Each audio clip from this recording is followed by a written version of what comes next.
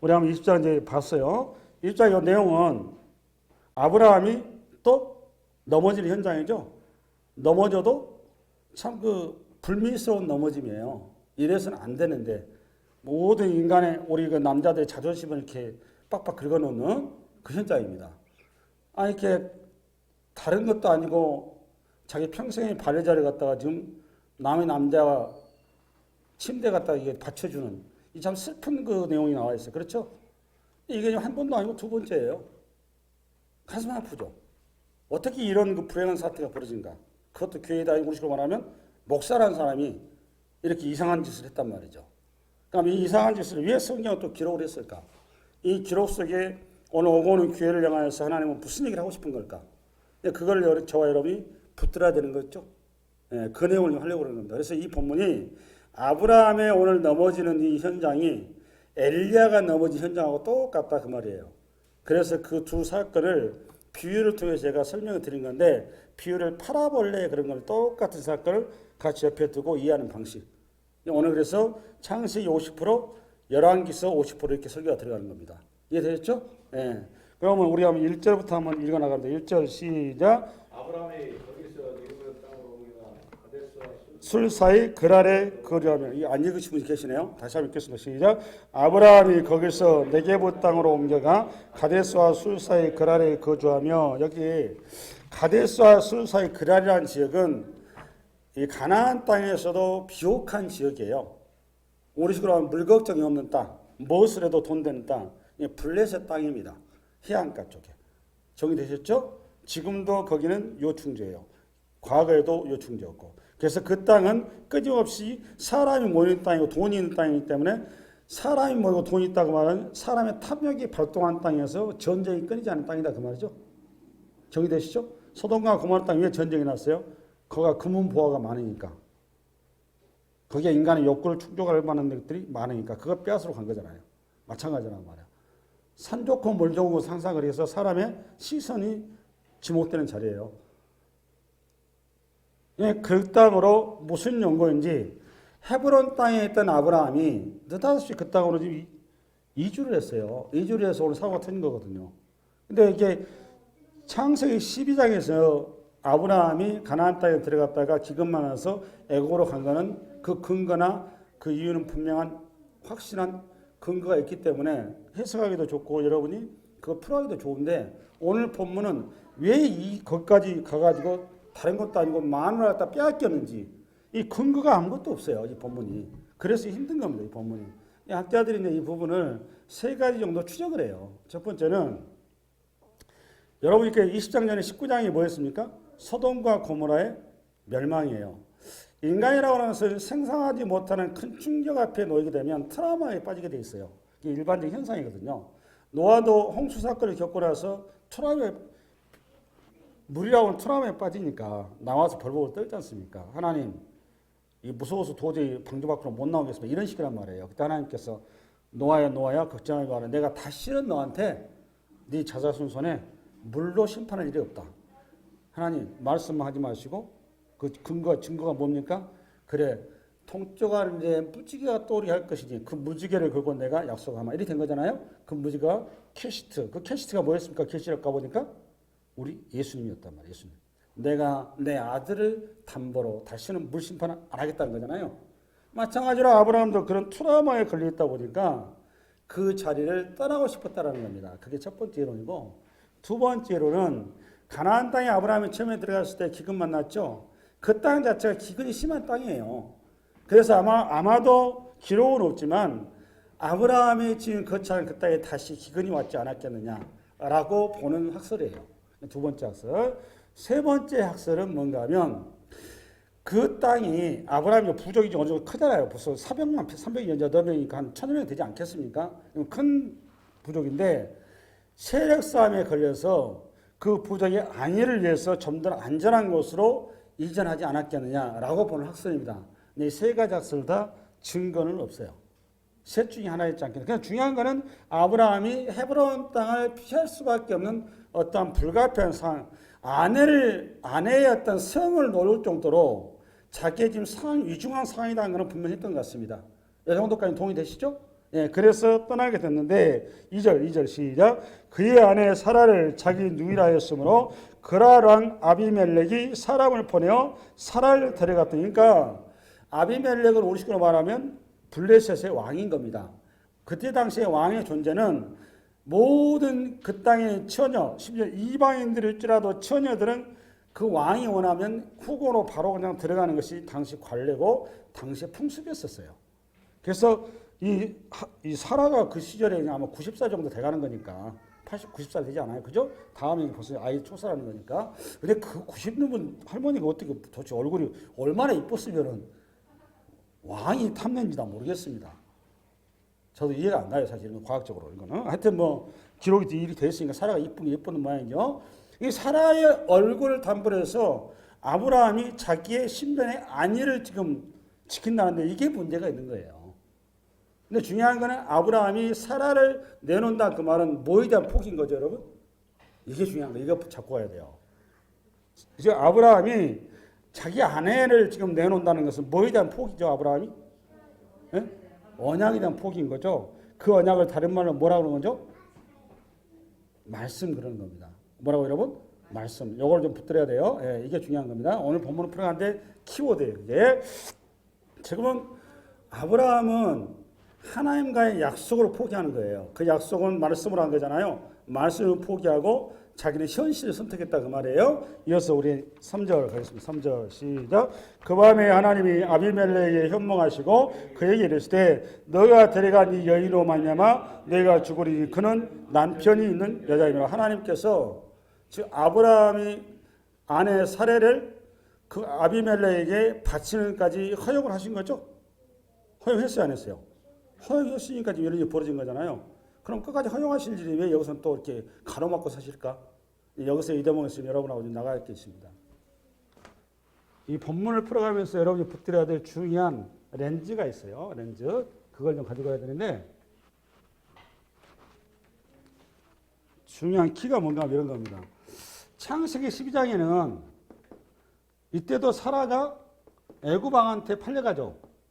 애굽왕 후궁으로 들어가죠. 이때는 기근이었었잖아요. 그죠? 이때는 내가 뭐라고 했습니까? 요 사건을 하나님 허용한 이유는 하나님께서 기근 그 해결 못 하시겠어요? 하나님께 갑자기 그냥 소나기를 내려가지고 가던 애굽 가던 발걸음을 탁 멈추게 해서 아브라함아 빨리 돌아와 이렇게 할 수 있단 말이에요. 그러면서 그걸 안 하고 그냥 이거 허락하신 겁니다. 하나님. 그렇죠?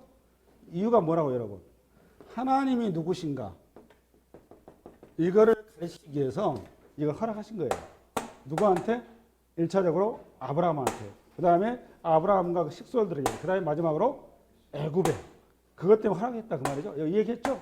이번에 이제 창세기 15장이 나왔는데 여기도 역시 사라가 이제는 블레셋의 왕에게 이렇게 요거는 이제 이유는 모르겠어요. 갔어요. 가가지고 요거는 뭐 때문에 이걸 교육을 했느냐. 이렇게 왜 하나님께서는 하나님의 종을 이렇게 수치를 이렇게 허용하셨느냐라는 거란 말이에요. 이거는 아브라함이 어떤 존재인가. 아브라함이 어떤 존재인가를 드러내기 위해서 하는 거예요. 이게 중요한 겁니다. 아브라함은 우리 식으로 요즘 말하면 교회를 얘기하는 겁니다. 정확히 얘기하면 우리들을 얘기한 겁니다. 저와 여러분이 어떤 존재인가를 이 사건 속에서 얘기하고 싶은 거예요. 이게 중요해요. 그러니까 오늘 20장의 내용은 20장에 사라의 그 자기 아내를 내어준 사건은 아브라함이 어떤 존재인가, 성도란 어떤 존재인가, 그리고 구원이 무엇인가를 설명하기 위해서 오늘 이 본문이 들어와 있다 그 말이에요. 이해되셨죠? 이 렌즈를 가지고 가셔야 됩니다. 그래서 하나님께서 오늘 3장에 보니까 그 밤에 하나님이 아비멜렉에게 현몽하시고 그에게 이르시되 내가 데려간 이 여인으로 말미암아 너가 죽으리니 그는 남편의 여자야. 이거 하나님께서 이걸 할 수밖에 없는 이유는 이런 겁니다. 여러분 하나님께서 아브라함하고 약속을 했어요, 안 했어요? 약속을 했죠. 언약을 했죠. 여러분 하나님께서 아브라함에게 갈대아 우리에서 처음부터서 말씀으로 임했단 말이에요. 아브라함아 본토 친척 아버지 집을 떠나서 내가 지시할 땅으로 가라. 거기 가면 내가 내게 큰 민족을 허락하는데 자손과 땅을 내게 줄 것이다. 그러니까 너가 복이다. 너로 인해서 모든 민족이 복을 받게 될 것이다. 그러므로 내가 지시할 땅으로 가라. 본토 친척 아버지를 내려놓고. 그래서 아브라함의 입장에서는 소원이 없었는데 아내가 임신을 못했는데 너무너무 복음을 들은 거잖아요. 복음을. 그렇죠? 그 복음 하나 붙들고 우리 지금 말씀 하나 붙들고 머나먼 그 길을 세상으로 도박을 한 거예요. 도박을 한 겁니다. 그렇죠? 도박에서 그 길을 넘어왔는데 이 자손을 준다는 하나님의 약속이 현장에 와보니까 적과 꿀인 땅이 아니더라고요. 아버지가 기근을 만났어요. 열대교에 피해가는데 애굽 땅에서 이제 하나님의 약속이 깨진 줄 알았는데 하나님께서 하나님의 기가 막힌 방식으로 구출해 줬죠. 더불어 돈까지 주셨어요. 그 돈을 내서 조카 롯하고 결국 이제 갈라서게 되는데 조카 롯과 갈라서는 현장에서 하나님께서 다시 한번 현시하시죠. 하늘의 별을 봐라. 너희 자손이 하늘의 별처럼 땅의 모래알처럼 헤아릴 수 없을 만큼 많게 될 것이다. 또 이 엄청난 얘기를 하셔요. 당장에 아들도 없는데. 그죠? 하나님 아브라함 있다고. 하나님 하늘의 별과 땅이 모래고 가네. 엘리멜렉이나 그냥 내 양자 예수에 갑시다. 나 그게 편하고 좋습니다. 이렇게 한 거란 말이죠. 아니 아브라함은 그렇지 않아. 나는 너하고 처음부터 약속했다. 네 소를 통해서 네 몸에서 날짜가 네 신이라. 그러면서 뭘 했습니까? 횃불 언약 그랬죠. 아브라함이 계약서 달라고 하니까 횃불 언약. 뭘로? 동물의 시체를 갈라서 피해 언약을 했단 말이에요. 이 횃불 언약이 얼마나 성장했는가 하면 24시간 걸려. 24시간 정확히 24시간 걸렸어요. 아침에 시작해가지고 저녁이 끝났단 말이에요. 하룻밤 꼴딱 샌 다음에. 그렇죠? 밤새도록 잠 못 자고 있는 아브라함을 가만히 두다가 새벽녘에 나타나고 동틀라고 하는데 아브라함아 뭐 이렇게 잠도 못 자고 그렇게 무서워하느냐? 하늘의 별을 봐라. 너 조상이 되어야 될 것이다. 아브라함이 말씀하지 마시고 하나님 증거 주세요. 증거. 이렇게 된 거잖아요. 그래서 하나님께서 그래 동물의 시체를 반으로 갈라라. 그리고 그거를 너하고 나하고 나무 나라에서 보니까 그렇게 하지. 너하고 나 우리 계약서 한번 찍자. 이렇게 된 거잖아요. 계약 소장을 꽝꽝꽝 찍는데 그 이상하게 하나님이 나 같으면 성육신 하셔서 지난번에 우리 주님이 두 천사 대동하고 오셔서 이게 딱 나타난 것처럼 나 같았으면 우리 주님이 다시 오셔가지고 아브라함 이리 와라. 나하고 손잡고 지나가자. 나 이랬을 것 같은데 그렇게 안 하셨단 말이에요. 어떻게 했습니까? 하루 종일 아브라함을 하여금 묵상하게 하셨어요. 그 자리에 묵상. 그렇죠? 그런 다음에 저녁에 졸리려고 그러는데 그 시간에 갑자기 불이 나타나서 그 길을 슉 지나갔단 말이에요. 아브라함은 깜짝 놀랐죠. 그 말 끝에는 뭔가 하면 아브라함아 너는 이거 지킬 수 없단다. 내가 내 목숨을 내 사랑하는 아들을 이렇게 내어주고서 이 길에 갈 수밖에 없단다. 그 얘기라고 그랬죠. 그러면서 아브라함을 아브라함으로 사례를 사라로 할래. 그 말은 아브라함 열국의 아비 열국의 어머니니까 제국을 준다 이런 말이 아니라 뭐라고 그랬습니까? 죽는다 그 말 죽는다. 우리의 구원은 죽음을 담보로 해서 하나님 나라에 갈 수밖에 없다 그 말이에요. 근데 그 길을 너는 죽을 수 없으니 누가 죽겠다. 사랑하는 내 아들 죽여서 너를 그곳으로 영원히 상속자 세우겠다 그 말이란 말이에요. 그게 지난날 스토리죠? 정리되셨죠? 이런 어마어마한 약속을 수많은 말씀과 수많은 이적과 현상을 통해서 아브라함에게 약속을 했단 말이에요. 더더군다나 여러분 18장에 가면 하나님께서 최초로 성육신 하셔가지고 성육신 했죠. 인간의 몸을 입고 이 땅에 나그네의 모습으로 오셨는데 두 천사를 대동하고 왔는데 아브라함이 역시 그래서 깨어 있었단 말이에요. 종류도 몰라고 누구도 몰라고 하는데 그 나그네 세 명을 가서 환대를 했지 않습니까? 우리 주님을 환대한 겁니다. 그 환대의 대가로 그것에 씨의 약속이 공식적으로 선포됐잖아요. 내년 이맘때 너희 집에 손이 태어난다. 그때 아브라함이 웃어버렸단 말이에요. 마누라도 웃어버리고. 그 이츠하크 그 말이에요. 그래 그 아들이 이름을 뭐다? 이츠하크다 그 말이에요. 이삭이라서 이츠하크예요. 이해되셨나요? 이렇게 하나님께서 눈에 보이기도 하고 말씀으로 수없이 나타나서 아브라함에게 수많은 이적과 기사를 보였음에도 불구하고 오늘 아브라함이 결정적으로 지금 이 현장에서 무너져 버리죠. 무너진 현장을 하나님이 언약하셨기 때문에 하나님이 아들을 보고 언약하셨기 때문에 이 길은 반드시 성취돼야 한단 말이에요. 그래서 하나님께서 오늘 나선 겁니다. 그게 오늘 3절이에요. 3절. 3절 다시 시작. 그 밤에 하나님이 아브멜렉에게 현명하시고 그에게 이르시되 너가 데려간 이 여인으로 말미암아 너가 죽으리니 그는 남편이 있는 여자임이라. 4절. 아비멜렉이 그 여인을 가까이 하지 아니하였으므로 그가 대답하되 주여 주께서 의로운 백성도 멸하시나이까. 굉장히 우리식으로 말하면 공자 같은 소리를 하고 있어요. 주께서 의로운 백성도 멸하시나이까. 바리새인 같은 얘기를 하고 있습니다. 그렇죠? 여러분 의인이 어디가 있어요? 그래, 그래서 우리 하나님도 이거 받아줘요. 5절 갔어요. 5절 시작. 그가 나에게 이는 내 누이라 하지 아니하였나이까. 그 여인도 그는 내 오라비라 했사오니 나는 온전한 마음과 깨끗한 수로 이렇게 하였나이다. 이 말이 무슨 말인가 하면 이런 얘기입니다. 풀어드릴게요. 여기에 의로운 마음과 깨끗한 온전한 마음과 그 다음에 깨끗한 손이 이렇게 되어 있죠. 이게 여러분 이게 무슨 뜻인지 아세요? 이거 온전한 마음, 깨끗한 손. 앞으로 봐. 온전한 마음이다 이 말은 처녀를 내가 아내로 맞이했다 그 말입니다. 그러니까 나는 유부녀를 맞이한 게 아니고, 그러니까 남자가 있는 여자를 내가 맞이한 게 아니고 그 당시에 법과 윤리와 도덕과 관습에 합당하게 모든 사람이 이해할 수 있는 지극히 정상적인 방식으로 나는 사라를 맞이했습니다 그 말이에요. 이 말이에요. 그거 맞는 말이죠? 아브라함, 지금 엘리멜렉은 아브라함의 누이라고 했으니까 사라가 맞는 말이죠. 그 다음에 깨끗한 손 이 말은 뭔가 하면 나는 강압적으로 하지 않았다 그 말입니다. 그럼 어떻게 했다는 거죠? 사라가 스스로 자기가 나를 사랑한다고 왔습니다 그 말이에요. 사라가 스스로 나는 처녀고 나는 왕의 부인이 되는 것을 나의 인생의 소망이요 꿈으로 생각합니다 라고 스스로 왔다 그 말이에요. 그런데 안 받을 수가 없었습니다 이 얘기예요. 얼마나 이게 엘리멜렉이 지금 나이스합니까?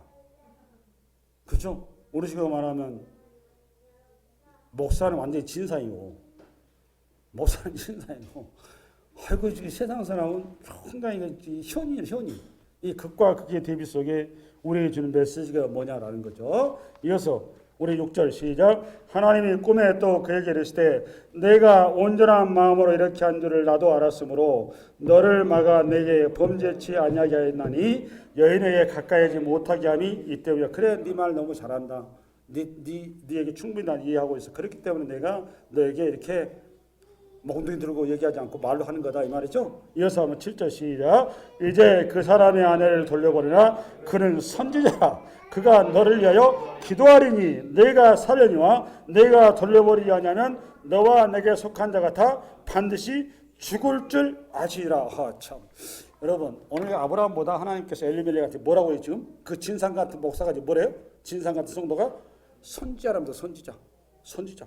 그러니까 오늘 지금 엘리멜렉은 인간의 눈으로 봐서는 진상 같고 초라하고 나그네 같고 별 볼일 없은 그 인생이라도 하나님께서는 그 초라한 그 인생을 통해서 하나님의 구원과 하나님께 향하는 길이 있다 그 말이에요. 이게 중요한 겁니다. 그래서 이 사건 속에 우선 첫 번째는 이런 겁니다.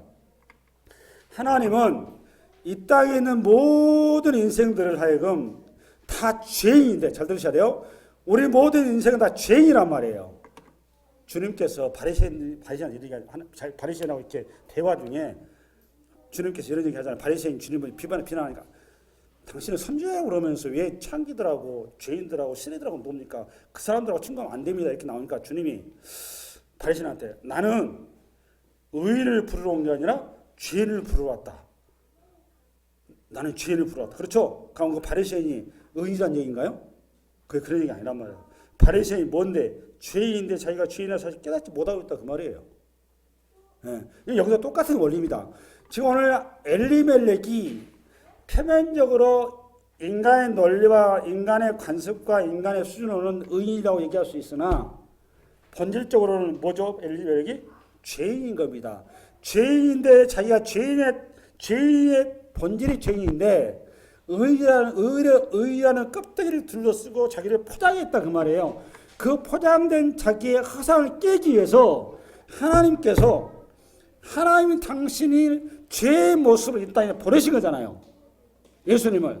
그래서 우리로 하여금 우리가 어떤 존재인지를 드러내셔서 그 죄인 오신 그 주님을 알아보고 아멘으로 수납을 하면 저와 여러분에게 뭐가 있다는 거죠? 구원이 있다 그 말이에요.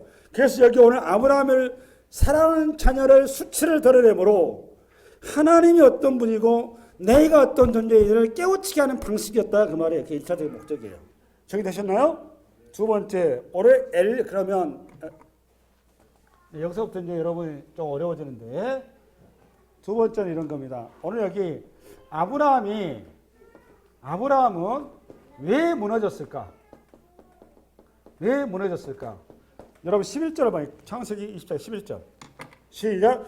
아브라함이 이르되 이곳에서는 하나님을 두려움이 없으니 내 아내로 말미암아 사람들이 나를 죽일까 생각하였으며. 여러분 이 본문을 보니까 오늘 아브라함이 오늘 그랄 땅에 가게 되면 이런 사건이 벌어질 줄 알고 갔나요? 모르고 갔나요? 알고 갔죠. 알고 간 겁니다. 지금 우연히 발생한 게 아니죠. 그럼 왜 아브라함은 지금 불과 몇 달 후면 아내 사라가 지금 출생을 해야 돼요. 하나님의 약속이 성취돼야 되는 거죠. 그 아내의 자궁에는 지금 누가 있는 겁니까? 약속의 씨가 들어가 있는 거란 말이에요. 우리 식으로 말하면 말씀이 지금 가가 있어요. 그렇죠? 이 말씀을 지킨 것이 아브라함의 사명인데 이 사명을 놓쳐버린 거잖아요. 지금 왜 아브라함이 이렇게 이 사명을 놓쳐버렸을까? 이 똑같은 현상이 누가 있다고 여러분? 엘리사가 이렇게 이런 현장에 들어가 있어요. 그 현장을 가기 위해서 여러분 엘리사를 가는데 여러분 열왕기상 18장으로 빨리 넘어가 보세요. 지금부터 엘리사를 가지고 이걸 풀어가야 됩니다. 엘리야. 미안합니다. 엘리야. 열왕기상 18장인데 17장부터입니다. 17장. 지금부터 엘리야 얘기를 좀 하기 전에 배경 좀 설명을 할게요. 여러분 제가 열왕기서를 여러분하고 못 나누는데 열왕기서는 아마 주일 설교는 실제 어려울 것 같고 아마 수예배로 갈 가능성이 높아요. 여기 앞으로 봐보세요. 이스라엘 구조를 좀 가져가야 됩니다. 솔로몬 왕 때 솔로몬이 우상, 애굽의 우상, 저쪽에 온 세상의 우상 단지 다 모아가지고 우상 백화점을 만들어 버렸잖아요. 만화가 1000명이니까 우상이 1000명인 거예요. 오시고 그러면. 그죠? 네. 이 우상 백화점을 만들어서 하나님께서 이거 징벌이 내리시죠. 그래서 르호보암이라고 하는 아들이 유다 지파하고 베냐민 지파 두 지파를 묶어서 남유다가 된 거고, 그 다음에 여로보암은 군대 장관이에요. 그의 부하 장군인데 이 친구가 우리 식으로 쿠데타를 일으켜서 10개의 지파를 묶어서 북이스라엘이 된 거죠. 여로보암인데 문제는 집권하고 나는데 성전이 예루살렘에 있다 보니까 백성들이 그 유월절, 초막절 또 오순절 때마다 예루살렘 성전에 가니까 여로보암 자기 통치권에 흔들린단 말이에요. 근데 이게 이상한 짓까지 한단 말이에요. 그게 단하고 베델에 금송아지를 만들어가지고 이게 하나님의 성전에다 이렇게 거기다 이렇게 우상을 만들어 버렸단 말이에요. 이게 요거는 하나님께서 징계가 들어가서 여로보암이 그 오므리라고 들어보셨죠? 오므리에 의해서 쿠데타를 일으켜서 여로보암을 제거를 합니다. 근데 이게 또 악한 왕, 북이스라엘 왕은 쓸만한 왕이 하나도 없어요. 참고로 북이스라엘 왕은 쓸만한 왕이 하나도 있다 없다? 하나도 없어요. 전부 다 자기 길로 갑니다. 전부 다. 이 오므리 왕의 아들이 아합입니다. 누구라고 여러분? 여러분 잘 알고 아합 왕. 그죠? 아합 왕의 마누라가 누구죠? 성은 이씨고 이름이 세벨. 미안합니다. 이세벨인데 이 아합 왕 또 여기 북이스라엘은 또 뭐가 또 항상 문제가 하면 북이스라엘 인정한 나라가 아람이라는 나라입니다. 많이 들어봤죠? 아람. 이 아람과 항상 전쟁이 벌어지지 않습니까? 이 아람하고의 전쟁을 항상 끊이질 않았어요. 그래서 이 왕이 항상 하는 일은 뭐였느냐? 국가의 국방이 중요한 거잖아요. 이걸 해결하기 위해서 어떤 전략을 쓰느냐? 시돈과 드로의 왕을 같이 정략교를 한단 말이에요. 그 다음에 시돈 왕이 소위 말하는 이세벨의 아버지인데 이 시돈 왕이 어떤 사람이었는가 하면 바알 신의 제사장이었어요. 제사장. 바알 신의 대제사장이면서 왕이었단 말이에요. 근데 문제는 그때는 대제사장 그 자식은 바로 뭐가 된 거죠? 그걸 그냥 그대로 유전하는 거예요. 이어가는 거예요. 승계. 그래서 이세벨이 뭐 했다는 거죠? 다음에 아빠를 이어서 대제사장으로 준비하고 있던 사람이에요. 근데 이 딸이 지금 어디로 간 거예요, 지금? 이스라엘로 지금 중전마마로 들어간 겁니다. 중전마마로. 근데 아합은 우리 식으로 말하면 집사님밖에 안 돼요. 집사님. 근데 여기 마누라는 뭐였지 보니까? 목사님이고 목사님. 그럼 목사님하고 집사님하고 끝발이 누가 더 셉니까? 당연히 목사님이 세요. 그러니까 바알의 신앙이 이스라엘 온 천지에 뒤덮어버린 겁니다. 그래서 그때 당시에 바알의 소위 말하는 부교육자가 450명이 온단 말이에요. 바알의 목사가 450명, 아세라 목사가 400명, 850명을 이스라엘 온 천지에 퍼뜨려 놔가지고 신당을 지어버렸단 말이에요. 이해되셨죠? 보다 못해서 하나님께서 이 그냥 혼탁한 상황을 하나님께서 말로 안 되니까 엘리야를 보내서 아합왕한테 전해라. 이 땅에 3년반 동안 기근이 일어난다. 이유는 이세벨 때문이다. 이렇게 얘기한 거란 말이에요. 그러니까 이 아합왕이 멍청해 놓으니까 무슨 그 엘리야가 무슨 능력이 있어가지고 뭐 비를 주관한 줄 알고 엘리야만 잡으면 비가 해결될 줄 알고 엘리야 잡으라 이렇게 된 거예요. 그렇죠? 그러니까 엘리야를 하나님께서 그리 시내가를 피신시키죠. 거기에서 까마귀를 통해서 떡과 고기를 공급받고 그리 시내분을 먹고 버티다가 가뭄이 하도 심하니까 그리 시내가 말라버리죠. 그러니까 하나님께서 다시 물 때문에 엘리야를 또 피신시키죠. 그게 어디입니까 여러분? 수넴이다. 저기 사르밧 과부 간대. 이해됐죠? 사르밧 과부. 사르밧 과부는 어디 여자냐? 이세벨의 고향이에요. 시돈 땅. 이게 지금 누가 보면 4장이 나온다. PPT 되어 있는가? 4장. 잠깐 읽어보세요. 읽어. 시작. 여기 앞으로 시작. 내가 참으로 너희에게 이르노니 엘리야 시대에 하늘이 3년 6개월간 닫히어 온 땅에 큰 흉년이 들었을 때 이스라엘에 많은 과부가 있었으되 엘리야가 그중 한 사람에게도 보내심을 받지 않고 오직 시돈 땅에 있는 사렙다의 한 과부에게 뿐임이었으며. 기가 막히죠? 그러니까 이스라엘도 여러분 가뭄이 3년 반이면 그 살만한 땅이 아니잖아요. 이스라엘은 과부가 없었나요? 천지였단 말이죠. 근데 하나님께서 어디를 갔다고 여러분?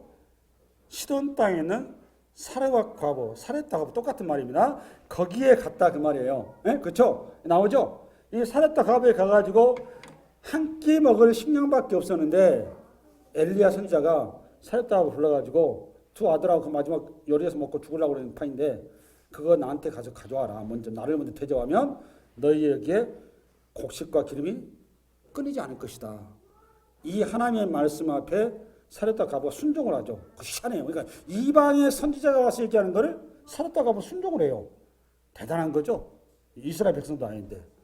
근데 여기서 이제 포커스는 뭔가 하면 사렙다 과부가 가지고 있는 아이콘입니다. 뭡니까 여러분?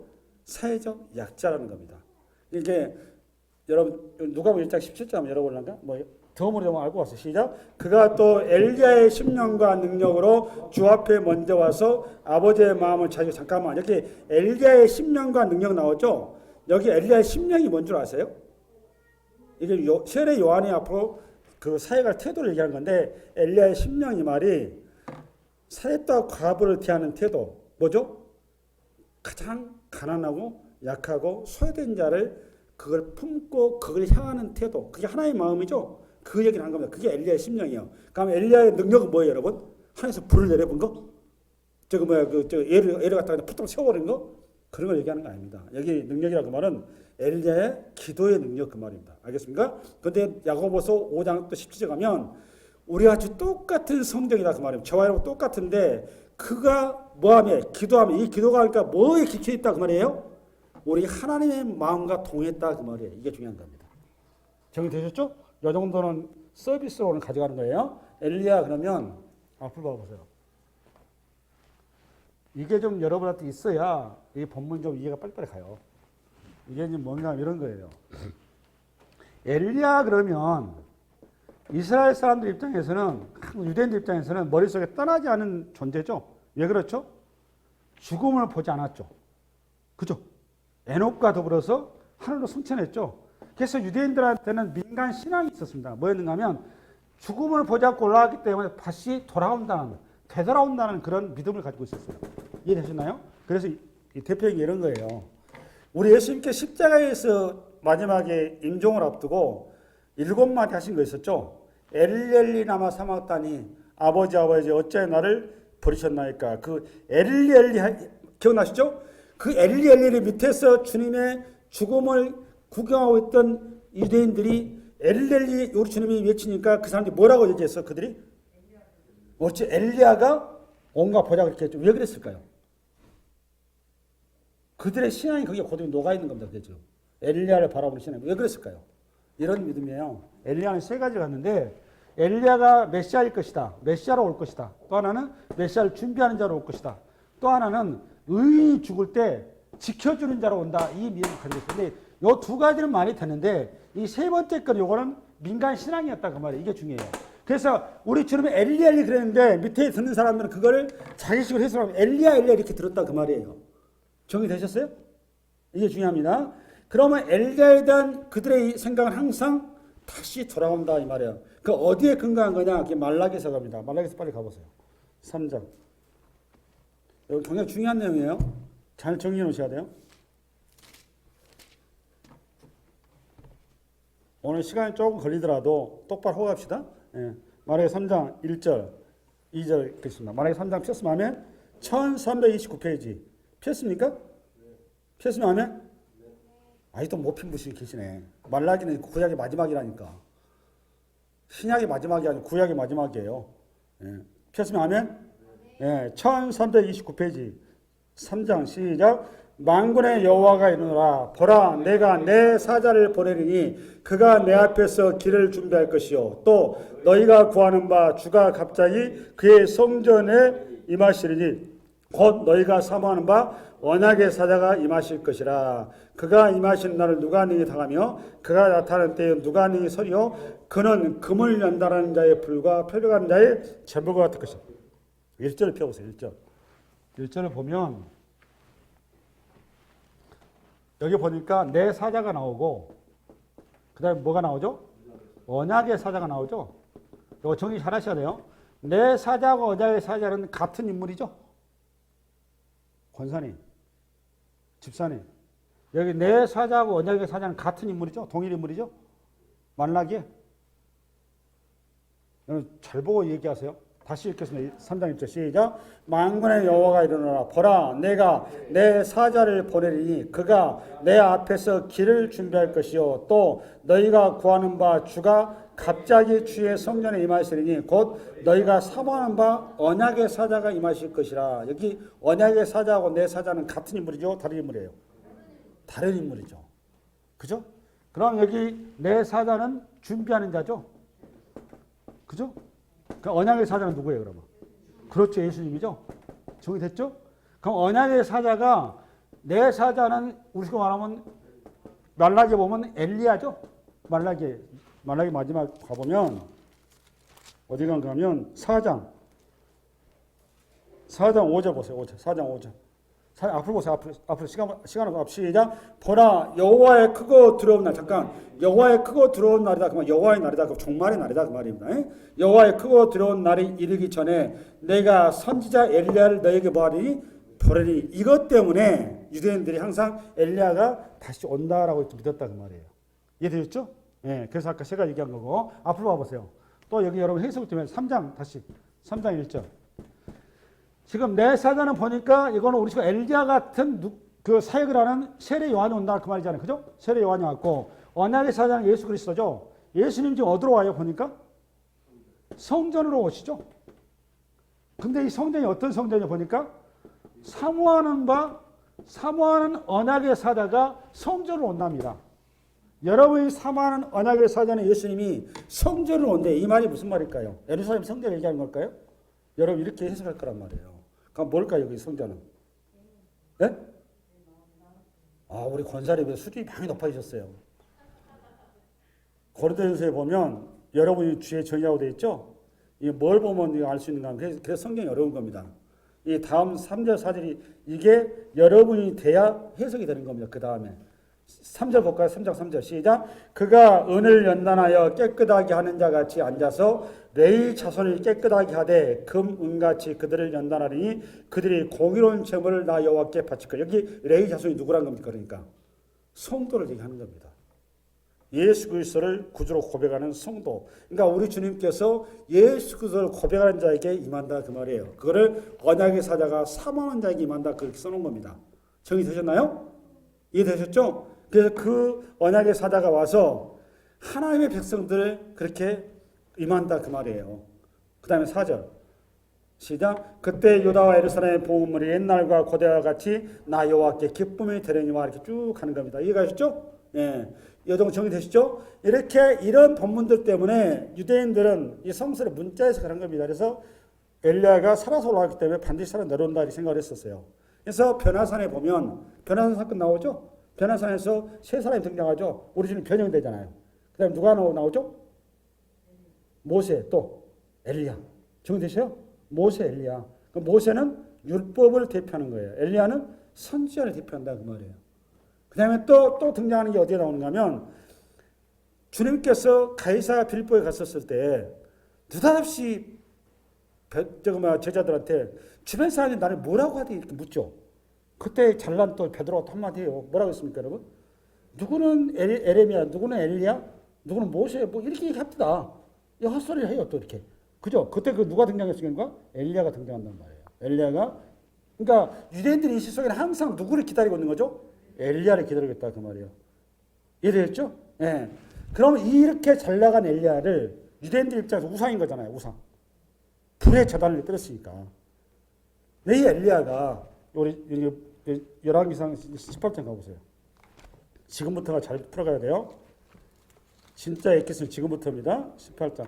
17장에 보면 열왕기상 17장에 사라와 갑을 찾아가서 그 가정에 기름병에 기름이 떨어지지 않게 한 다음에 잘 나가다가 사라와 갑가 하나밖에 내동한테 죽어요. 느닷없이. 이유 없이 죽어요. 그러니까 사라와 갑가 엘리야 선지자 와가지고 나가 이렇게 죄송한 일이 벌어졌는데 이거 어떡합니까? 띵까 부리는 겁니다. 우리식으로 말하면. 근데 엘리야 선지자가 하나님 이건 아닙니다. 이 아이를 살려주십시오. 라고 아주 그야말로 목숨을 내놓다시피 하고 기도를 합니다. 이 기도 끝발이 다음에 이어질 18장에 갈멜산 그 불의 재단에 불이 나게 하는 겁니다. 여기서 하나님 훈련시킨 거예요. 요거를 인해서 그 아들이 살아나죠. 살아나고 나서 이 사렙다 가부의 입을 통해서 나온 이 표현이 우리에게 메시지인 겁니다. 그게 24절 시작. 여인이 엘리야에게 이르되 내가 이게야 당신은 하나님의 사람이시오 당신의 입에 있는 여호와의 말씀이 진실한 줄 아노라 하니. 이렇게 중요한 거는 당신의 입에 있는 여호와의 말씀이 이게 중요한 겁니다. 이게 누구 고백이라고 여러분? 사렙다 과부. 사렙다 과부는 그러니까 엘리야를 통해서 나타나는 이적 속에 이적이 갖는 정확한 메시지를 붙들었다 못 붙들었다? 붙들었다. 그 메시지가 뭘 얘기하는 거라는 거를 하나의 말씀이 능력이라는 거를 이해되셨나요? 하나의 말씀이라는 거를 그걸 붙들었다 그 말이에요. 이게 그냥 쏘는 게 아니에요. 이 똑같은 본문에 18장에 가면 드디어 엘리야가 갈멜살 전투를 하죠. 아합 왕을 찾아가가지고 아합의 목사들 다 모이게 해라. 아세라 목사들 다 모이게 해라. 바알 목사 다 모이게 850 모이게 하니까 아세라 목사들은 빼불고 바알 목사들만 450명 모았어요. 그런 다음에 그날 하루 종일 먼저 이 바알 목사들 450명이 자기들식의 예배를 드리죠. 그래야 불이 내리셔서 우리 식으로 말하면 열광을 하죠. 결과는 해가 질 때까지 꽝이었단 말이죠. 그런 다음에 여기서 엘리야가 이제 12돌을 취하고 네 개의 물동어리 물에다 어디서 구했는지 모르겠어요. 그 가뭄에 물동어리 그 갈멜산까지 3번이나 내동을 3번 12바켓을 부어요. 근데 요걸 엘리야가 뭐 슈퍼맨도 아니고 혼자 할 수는 없잖아요. 누가 같이 한 거죠? 엘리야를 따르고 엘리야한테 동의한 사람들이 같이 했겠죠. 이스라엘 백성들이. 뒤에 가보면 엘리야한테 하나님이 뭐라고 그러냐면 몇 명을 남겨놨다? 바알에게 절하지 않는 7,000명을 남겨놨다 표현이 나와요. 그렇죠? 그러니까 여기 오늘 동참한 친구들은 아마도 그 7,000명이 아니었겠나 저는 이렇게 생각합니다. 그렇죠?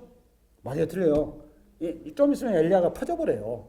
하나님 이스라엘 땅에 나밖에 없습니다. 주제넘는 소리를 한단 말이에요. 그러니까 하나님 어이가 없었고 야 엘리야야 헛소리 하지 말고 이 땅엔 너만 있는 게 아니야 7,000명이나 있다. 이렇게 얘기한단 말이에요. 이해됐죠? 아멘? 그러니까 오늘 이 불의 제단 사건도 엘리야 혼자 한 게 아니에요. 지금 누구하고 같이 한 거죠? 바알에 절하지 않은 하나님의 준비된 성도들이 같이 함께해서 불의 제단을 일으킨 거다 그 말이에요. 그렇죠? 불의 제단을 일으키고 나서 그 다음이 중요한데 어딘가 하면 이 불의 제단을 허락한 이유가 35절부터 갑니다. 35절 앞으로 읽으세요. 시작. 물이 제단으로 두루 흐르고 도랑에도 물이 가득 찼더라. 저녁 소재에 들을 때 이르러 선지자 엘리야가 나아가서 말하되 아브라함과 이삭과 이스라엘의 하나님 여호와께 주께서 이스라엘 중에서 하나님이신 것과 내가 주의 종인 것과 내가 주의 말씀대로 이 모든 일을 행하는 것을 오늘 알게 하옵소서. 맞죠? 그러니까 오늘 이 모든 일은 결국은 뭐 때문에 한다는 겁니까? 하나님의 말씀대로 이루어진지 안 되지 모든 것들이 하나의 말씀에 근거된지 아닌지 그걸 이 제단을 통해 이루겠다 그 말이에요. 이해가셨죠? 그러면 그것이 맞다면 하나님께서 이 제단을 통해서 이 불의 사건을 통해 나타내십시오. 그래서 저들의 입술 속에 이 고백이 나오게 해주십시오 그 말이에요. 이해되셨나요? 그러자 그 결과가 어떻게 되느냐? 38절 시작. 이에 여호와의 불이 내려서 번제물과 나무와 돌과 흙을 태우고 또 도랑의 머리를 핫은지라. 39절에 중요합니다. 시작. 모든 백성이 보고 엎드려 말하되 여호와 그는 하나님이시로다. 여호와 그는 하나님이시로다 하니. 40절. 엘리야가 그들에게 이르되 바알의 선지자를 잡되 그들 중 하나도 도망하지 못하게 하라 하며 곧 잡은지라. 엘리야가 그들을 기손 시내로 내려다가 거기서 죽이니라. 권사님, 집사님 잘 들으세요. 오늘 엘리야가 오늘 불의 제단을 하나님께서 허락하셔서 제단을 수축한 다음에 기도 가운데 하나님 응답하셨죠. 이 응답 기도하는 목적이 오늘 성취가 됐나요, 안 됐나요? 여러분 이거 붙을 줄 알아야 돼요. 오늘 지금 여기 오늘 본문에 보니까 36절에서 39절에 보니까 37절하고 39절에 보니까 37절에 하나님께서 의도하시고 엘리야가 원했던, 그래서 이 불의 제단을 통해서 이 기적을 통해서 하나님의 메시지가 제대로 전달이 됐나요, 안 됐나요? 예? 됐어요, 안 됐어요, 집사님? 예? 됐어요. 이게 중요한 거예요. 이거 볼 줄 알아야 돼요.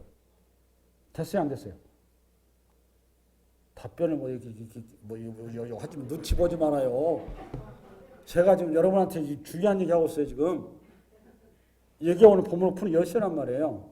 여기에 보면은 하나님께서 원하는 그 이적 속에 하나님의 주시는 궁극적인 메시지를 전달이 안 된 겁니다. 언뜻 봐서는 여러분 39절을 보니까 하나님이시로다 하나님이시로 하니까 마치 이것이 지금 그 하나님께서 의도했던 이 제단을 통해서 이스라엘 백성들을 다시 한번 세우고자 했었던, 그리고 아합왕을 세우고자 했었던 그 이해라는데 그렇지 않아요. 쉽게 우리식으로 말하면 기적과 현상을 무척 잘 봤는데 기적과 현상에서 담고 있는 본질을 놓쳐버린 겁니다. 본질이 뭐죠, 여러분? 말씀이군요, 말씀. 이해하셨나요? 하나님의 말씀, 그러니까 말씀의 고백이 있어야 한다. 누구처럼? 사르밧 과부처럼. 당신의 입에서 나온 것이 당신이 이 기적을 일으킨 게 아니라 역시 하나님께서 이걸 주도하시는군요. 말씀이 살아있군요. 이렇게 나왔어야 한다 그 말이에요. 이해되셨나요? 이해되시죠? 아멘? 예. 근데 이게 안 됐다 그 말이에요. 그러다 보니까 그 19장 1절 넘어가 보세요. 19장 1절 시작. 아합이 엘리야가 행한 모든 일과 그가 어떻게 모든 선지자를 칼로 죽였는지를 이세벨에게 말해. 우리식으로 말하면 아합이 거기에 일어났던 불에 대한 사건을 세상만으로 간증했다 그 말이에요. 있는 그대로 사실을 보고 있는데 그 끝에 이세벨이 사신을 엘리야에게 보내어 이르되 내가 내일 이맘때에는 반드시 내 생명을 저 사람들 중 한 사람의 생명과 같게 하리라.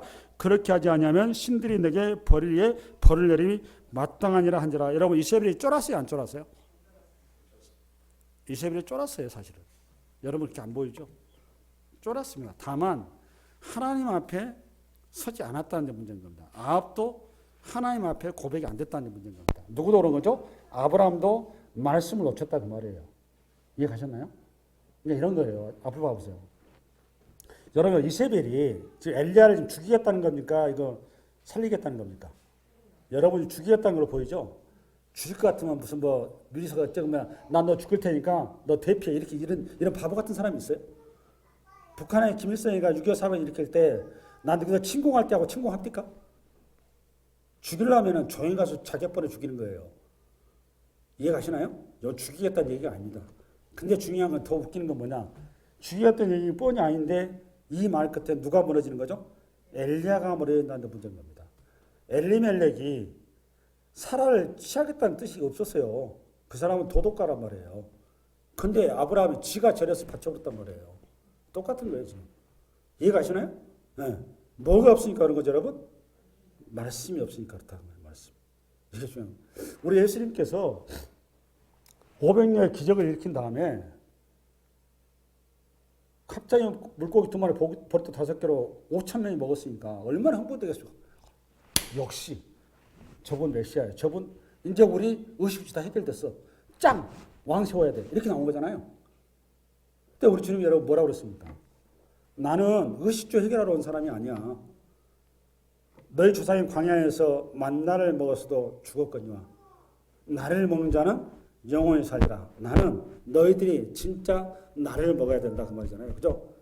썩어질 떡을 찾지 말고 그 현상 속에 뭘 넣어놨는데 생명의 떡이 있다 그 말이에요. 생명의 떡을 너희들이 붙들라 그 말이잖아요. 그러니까 본질이 뭐였을까? 고백이에요. 본질은 생명의 떡이 무엇인지를 드러내는 거였죠. 그게 본질이잖아요. 근데 우리가 대부분이 뭘 보는가 하면 껍데기 현상만 본단 말이에요. 오늘 본문도 똑같은 겁니다. 엘리야의 그 사건은, 제달의 사건은, 그런 불의 사건은 그거는 무당도 할 줄 알아요.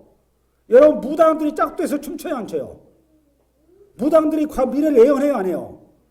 무당들이 큰일 볼일 안 보여요? 교회에서 하는 거 다 해요.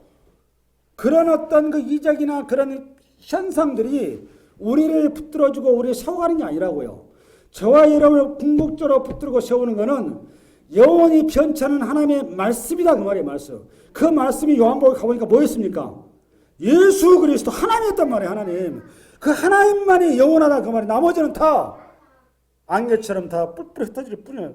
잠시 있다 머무는 안개일 뿐이야. 이사야서 40장 8절 푸른 마르고 꽃은 시들아 우리 하나님의 말씀은 영원히 서리라. 결국은 영원한 건 뭐밖에 없습니까? 말씀밖에. 그 말씀을 아브라함에게 하나님께서 처음부터 사역할 때 우리에서부터 계속 말씀으로 임했습니까? 안 했습니까? 말씀으로 임했어요. 이스라엘 백성들에게도 마찬가지로 홍해가 중요한 게 아닙니다. 10가지 재앙이 12가지 재앙 통해서 바로가 여러분 거기에 받아들였나요?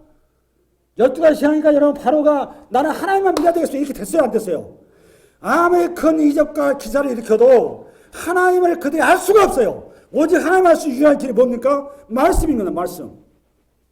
이해가셨나요? 말씀을 붙들지 못하면 흔들릴 수밖에 없다 그 말이에요. 우리가 끝까지 가야 될 길은 뭘 붙들어야 된다? 말씀. 영원한 말씀. 안개 같은 말씀이 아니라 변함없는 말씀. 그 말씀이 저와 여러분을 총착지에서 다시 우리를 맞이해 줄 줄 믿습니다. 그 말씀이 그 주님이 하늘보좌에서 우리를 지금도 바라보고 계시고 이끌고 계세요. 그 주님과 동행하는 이 한 주가 되시기 바랍니다. 수고하셨습니다.